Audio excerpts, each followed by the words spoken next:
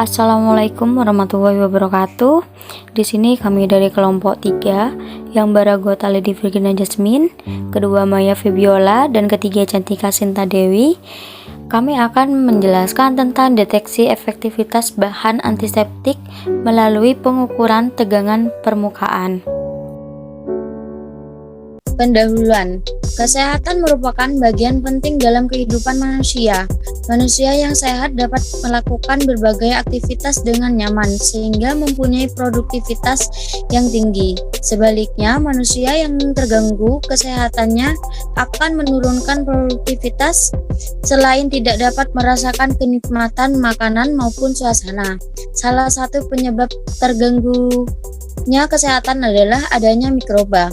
Mikroba atau disebut juga sebagai jasad klinik dapat menimbulkan penyakit dan juga menyebabkan infeksi sehingga memperlambat proses penyembuhan luka. Untuk mematikan mikroba tersebut digunakan zat antimikroba atau dikenal sebagai zat antiseptik. Next. Zat antiseptik mempunyai varian yang banyak dan masing-masing mempunyai keefektivitasnya sendiri. Zat antiseptik yang efektif harus mempunyai daya kelarutan yang tinggi dan dapat tersebar dengan cepat. Selain itu, proses mematikan mikroba dengan zat antiseptik adalah melalui masuknya zat tersebut ke dalam sel mikroba. Oleh sebab itu, dari sudut pandang ilmu fisika, zat antiseptik harus mempunyai tegangan permukaan yang rendah agar dapat diserap oleh mikroba. Zat yang mempunyai tegangan permukaan rendah umumnya juga mempunyai kelarutan tinggi. Oleh sebab itu dilakukan penelitian tentang keefektifan zat antiseptik melalui pengukuran tegangan permukaan. Cara kerja kelarutan antimikroba yaitu: 1. Kerusakan pada dinding sel. 2. Perubahan permeabilitas sel. 3. Perubahan molekul protein dan asam nukleat. Dan 4. Penghambat kerja enzim. Next. Sifat fisik, yaitu zat antiseptik yang efektif harus mempunyai daya kelarutan yang tinggi dan dapat tersebar dengan cepat. Selain itu, proses mematikan mikroba dengan zat antiseptik adalah melalui masuknya zat tersebut ke dalam sel mikroba.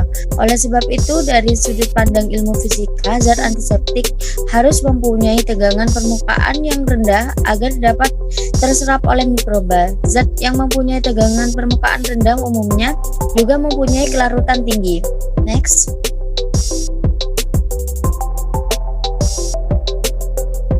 Pengertian dan fungsi, yaitu antiseptik adalah larutan antimikroba yang digunakan untuk mencegah infeksi, sepsis, dan putrefaksi. Dan kedua, antiseptik berbeda dengan antibiotik dan desinfektan, yaitu antibiotik digunakan untuk mematikan mikroorganisme di dalam tubuh, dan desinfektan digunakan untuk mematikan mikroorganisme pada benda mati. Dan ketiga, beberapa antiseptik merupakan germisida, yaitu mampu mematikan mikroba, dan ada pula yang hanya mencegah atau menunda pertumbuhan mikroba tersebut. Antibakterial adalah antiseptik hanya dapat dipakai melawan bakteri. Selanjutnya akan dijelaskan oleh Maya Febiola.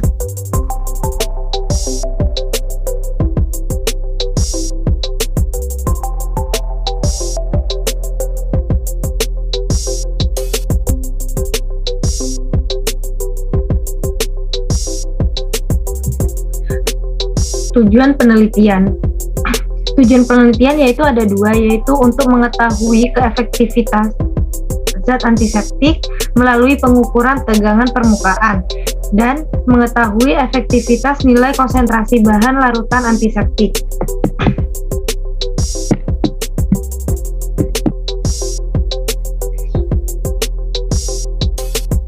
Metodenya yaitu ada 3.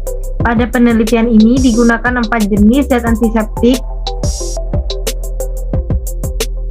yang ada di pasaran, yaitu iodium 1%, iodium 10%, triklosan, dan kalium permanganat. Untuk uji efektivitasnya digunakan medium Nutrijel, agar, dan bakteri E. coli. Dan dari hasil penelitian terlihat bahwa bahan antiseptik baik triklosan, iodin 1%, dan kalium permanganat menunjukkan bahwa bahan yang mempunyai tegangan permukaan rendah mempunyai daya hambat yang besar.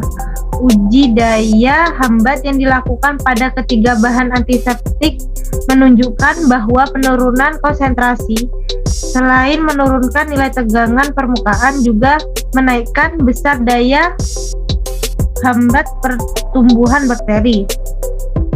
Untuk pengukuran tegangan permukaan dilakukan dengan metode tetes. Hasil penelitian menghasilkan adanya penurunan nilai tegangan permukaan terhadap kenaikan konsentrasi untuk ketiga jenis antiseptik, yaitu triklosan, iodin 1%, dan kalium permanganat. Nilai tegangan permukaan tertinggi nampak pada bahan antiseptik kalium permanganat, sebaliknya nilai tegangan permukaan terendah diperoleh pada triklosan.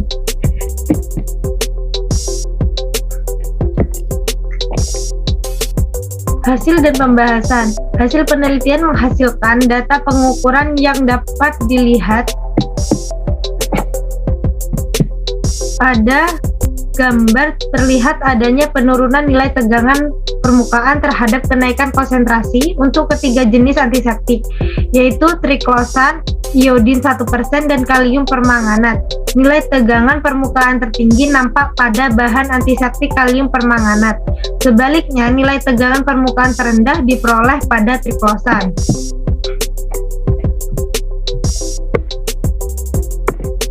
Histogram perubahan nilai tegangan permukaan terhadap konsentrasi untuk triklosan A, iodinnya di gambar B, dan kalium permanganat di C.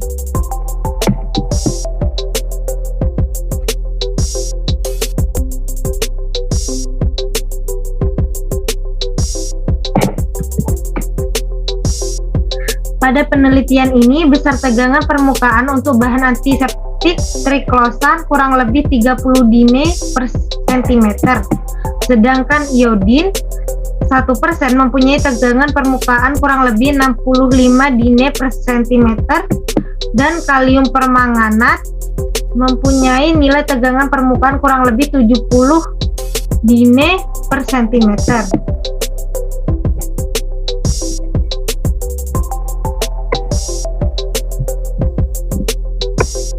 Bahan antiseptik pada dasarnya harus mempunyai sifat mudah larut dalam air atau nilai kelarutan tinggi. Hal ini dimaksudkan agar bahan antiseptik dapat langsung tersebar ke dalam air. Oleh sebab itu, bahan antiseptik harus mempunyai tegangan permukaan yang lebih rendah dari tegangan permukaan air. Pada penelitian ini, besar tegangan permukaan untuk bahan antiseptik triklosan seperti yang sudah saya jelaskan tadi, kurang lebih 36 dine per sentimeter, dan iodin 1%-nya mempunyai tegangan permukaan kurang lebih 65 dine per sentimeter, dan kalium permanganat mempunyai nilai tegangan permukaan kurang lebih 70 dine per sentimeter. Untuk uji daya hambat digunakan bakteri E. coli dengan mengukur luas daerah hambat perkembangan bakteri dengan memvariasikan konsentrasi yang sesuai dengan konsentrasi pada saat melakukan pengukuran tegangan permukaan. Diperoleh hasil seperti yang terlihat pada gambar 2. Dari hasil penelitian terlihat bahwa bahan antiseptik baik triklosan, iodin 1%, dan kalium permanganat menunjukkan bahwa bahan yang mempunyai tegangan permukaan rendah mempunyai daya hambat yang besar.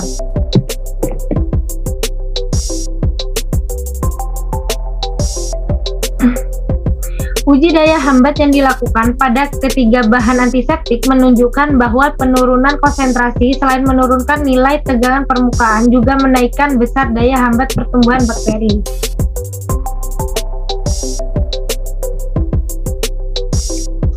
Untuk ketiga bahan tersebut mengalami penurunan, yaitu untuk triklosan kurang lebih 35 dine per sentimeter,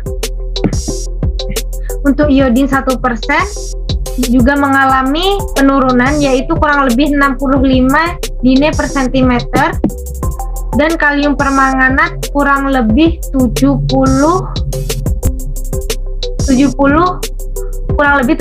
dine per sentimeter.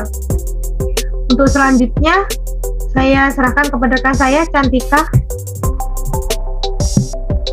Sebenarnya pengujian DO hambat atau pengukuran zona hambat dilakukan selama 2 hari. Nilai tegangan permukaan atau terendah pada bahan antiseptik triklosan adalah 35,32 din per cm. Dengan diameter zona hambat hari pertama 17,85 mm menjadi 20,09 mm pada hari kedua. Apabila zona hambat dari hari pertama hingga hari kedua semakin besar, maka dapat dikatakan bahwa larutan antiseptik tersebut mempunyai kemampuan mematikan kuman atau bakterisida. Lanjut, untuk kesimpulannya, semakin besar nilai konsentrasi larutan antiseptik, maka semakin kecil nilai tegangan permukaannya. Semakin kecil nilai tegangan permukaan larutan antiseptik, maka efektivitas mematikan kumannya semakin tinggi, atau zona hambat yang terbentuk besar. Larutan yang memiliki zona hambat terkecil adalah larutan kalium permanganat 1 gram per liter, yaitu 7,15 mm, dan yang memiliki zona hambat terbesar adalah larutan triklosan atau 133,93 gram per liter, yaitu 17,85 mm. Adapun larutan antiseptik yang bersifat menghambat kuman atau bakteriostatik adalah iodin 1% dan iodin 10%. Sedangkan larutan antiseptik yang bersifat mematikan kuman atau bakterisida adalah triklosan dan kalium permanganat. Sekian presentasi dari kelompok 3. Apabila ada kesalahan, mohon maaf. Terima kasih. Assalamualaikum warahmatullahi wabarakatuh.